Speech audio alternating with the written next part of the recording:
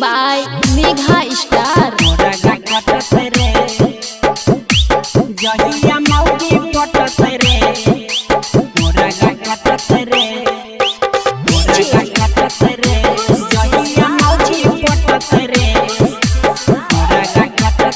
अभी आप सुन रहे हैं मेघा स्टार के आवाज में। सगरो सहरसा में मिठैया बटत रे, सगरो पूर्णिया में मिठैया बटत रे।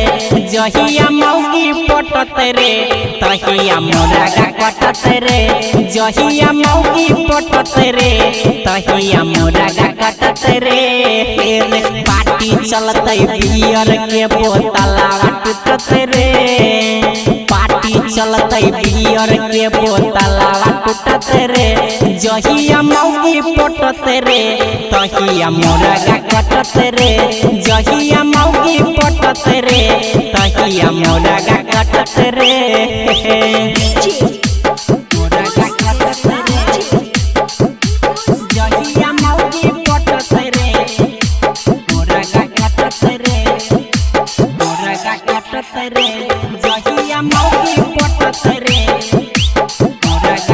अखन अहाँ सब सुन रहल छी मेघा स्टार के आवाज में। गोरकी पटराई के लिए कई होल के नहीं रे, लागे हो तुम्हारे हम मोर जेबै आई रे। हे रे गोरकी पटराई के लिए कई होल के नहीं रे, लागे है तुम्हारे हम मोर जेबै आई रे। कहिया उ दिन मायतै कि हमरा सटत रे, कहिया उ दिन मायतै कि हमरा सटत रे।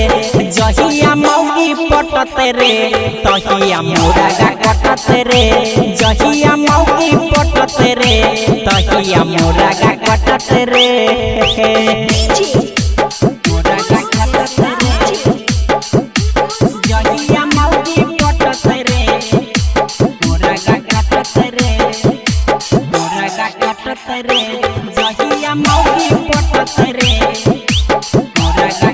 अभी आप सुन रहे हैं मेघा स्टार के आवाज में।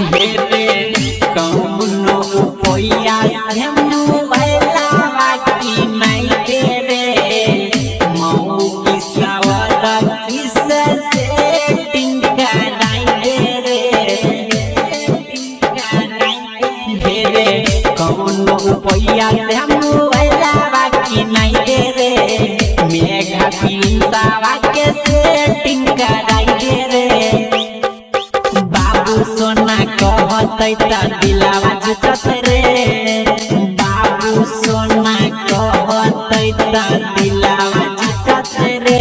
जहिया मौगी पटत रे तहिया मोरा कटत रे,